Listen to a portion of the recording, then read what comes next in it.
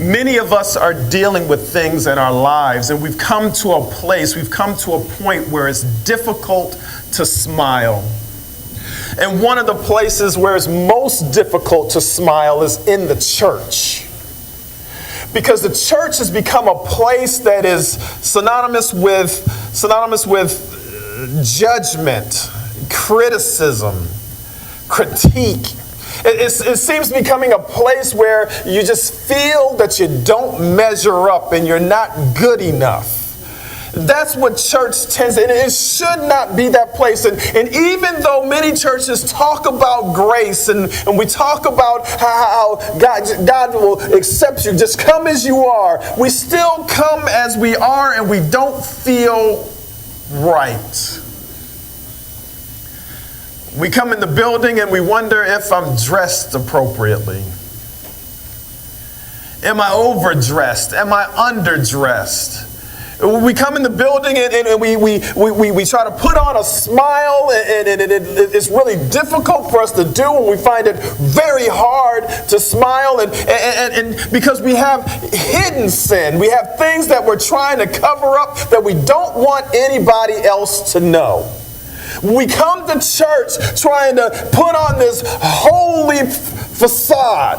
We come to church trying to clap our hands hard and sing loud, or we sit and we look despondent and depressed because we're all trying to hide something. When this should be that place where I can be free to admit that I'm not all right. Where I can be free to admit that I have issues, I have shortcomings, I have failures. A place where I can be free to say, God help me, and church, you help me too.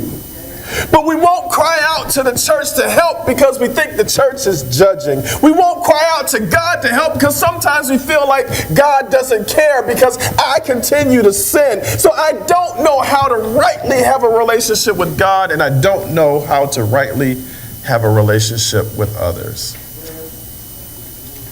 What is a person to do? And as a result of this, what we end up doing is we pull away. We pull away from others. We pull away from God. We pull away. We distance ourselves.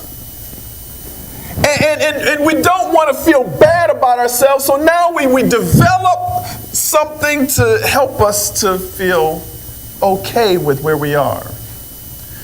What we do is we erect walls. We put up walls to protect us from the judgment, from the peering eyes, the searing eyes of others that are looking into our lives and looking into our situation and telling us that we could do better, we should do better, we ought to be better. And I don't like people looking at me like that. I don't like people critiquing my life because after all, I'm doing the best that I can. All right.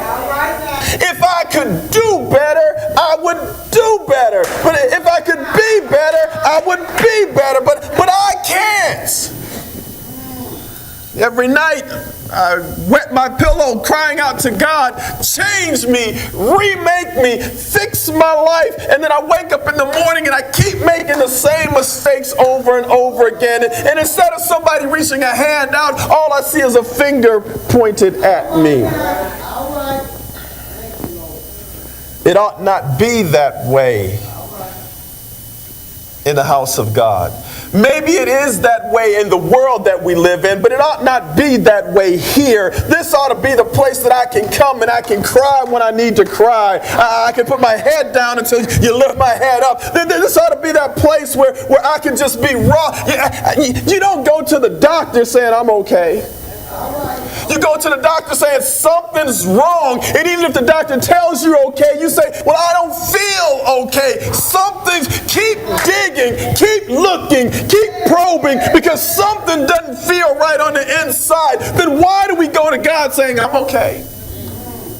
God is saying you're not, and I'm going to keep digging, I'm going to keep seeking, I'm going to keep probing until you finally come to the place where you admit the life you're living is causing the mess that you're having.